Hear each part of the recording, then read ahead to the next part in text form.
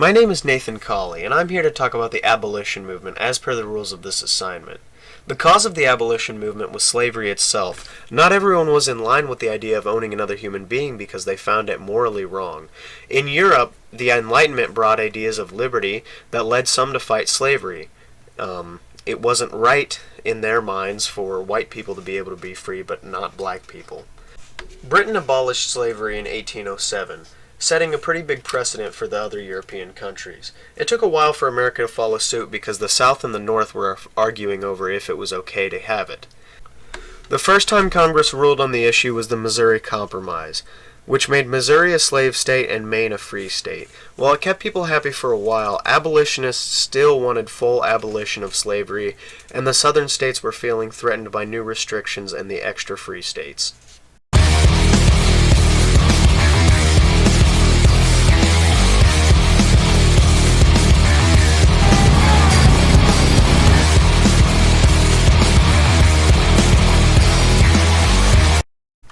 Hi, Nathan Colley here again to talk about some of the important people in the abolition movement. Frederick Douglass was a slave who taught himself to read by the age of 12, and after his experience he began to speak about his story and soon became a regular lecturer. Douglass got interviewed by William Lord Garrison, the founder of the Liberator newspaper. Harriet Tubman was one of the most influential conductors of the Underground Railroad.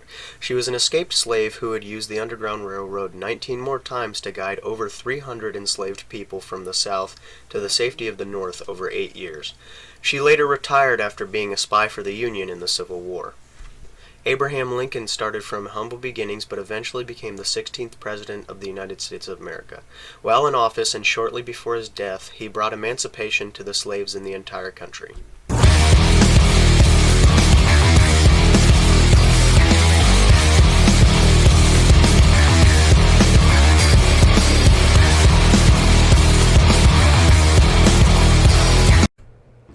Hello, this is Ian Ricketts with the results of the abolitionist movements.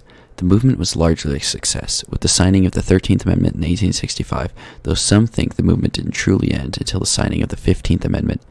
This movement prompted the women in the abolitionist movement to move on to the issue of women's rights. Many others also focused on Reconstruction and merged into radical Republicans. These Republicans passed acts that required the southern states to be placed under military government control, which required universal suffrage for all slaves. Eventually, the control returned to less radical elements of the Southern government. The abolitionist movement was the cause of a lot of tensions between the Northern and Southern states, and while it was not the direct cause of the Civil War, it played a key role in influencing the Northern public opinion against the South.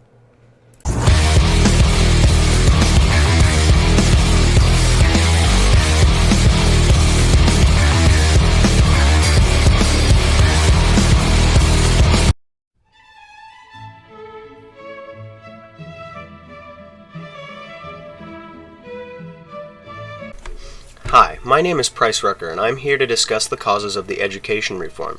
The main cause was an idea of perfectionism for society. A problem was the poor access to good education.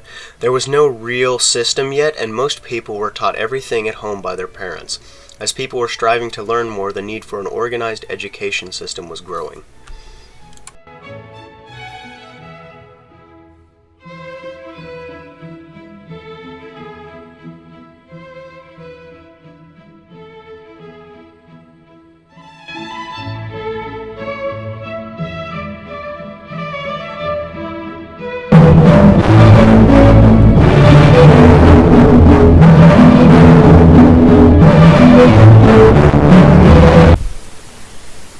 Hello, it's Michael Wilson, and I'm here to talk about the important people in the educational reform.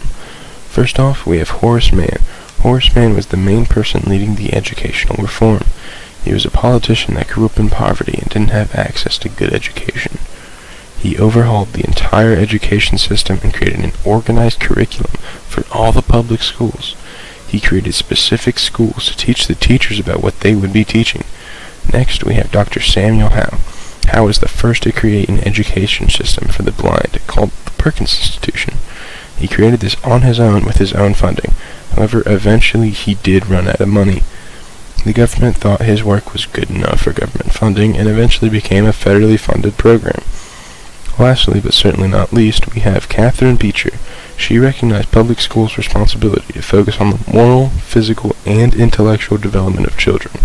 She also thought that women were natural-born teachers, and it was part of their moral obligation to teach and transform teaching into a women's job.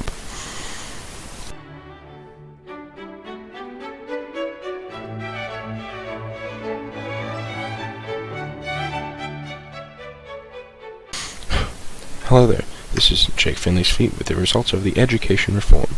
The education reform created a statewide curriculum ensuring good and fair education among all children.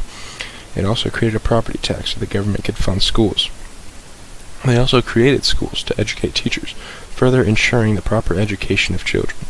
And finally, the development of schools across the country gave readily available access to education for all children, although it did cause the creation of segregated schools, which later causes civil rights problems and movements.